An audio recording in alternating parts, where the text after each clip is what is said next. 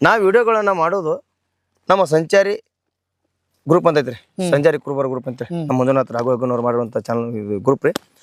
ಆ ಗ್ರೂಪಿಗೆ ಬಿಟ್ಬಿಡ್ರಿ ಸರ್. ಆ ಗ್ರೂಪ್ನ್ಯಾಗ 300-400 ಅವ ಈಗ ಒಂದು 250 ಮಂದಿ ಇರ್ತಾರೆ ಸರ್. ಈಗ ಕಂಡಾಪಟ್ಟಿ ಜನ ಹಿಡಿಯಕತ್ತೈತಿ ಒಂದು ಗ್ರೂಪ್.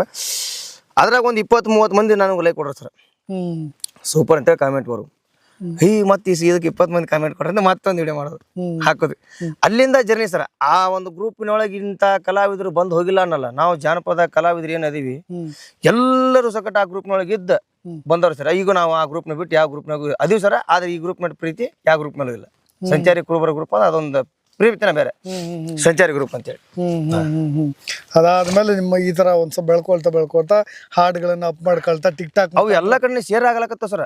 ಅಲ್ಲಿರುವಂತ ಎಲ್ಲ ಸಾಹಿತ್ಯಗಾರರು ಇದ್ರು, ಕಲಾವಿದರು ಇದ್ರು, ಜಾನಪದ ಪ್ರೇಮಿಗಳು ಇದ್ರು, ಎಲ್ಲರೂ ಇದ್ರು. ಅದೊಂದು ಕಲೆ ಅನ್ನುವಂತ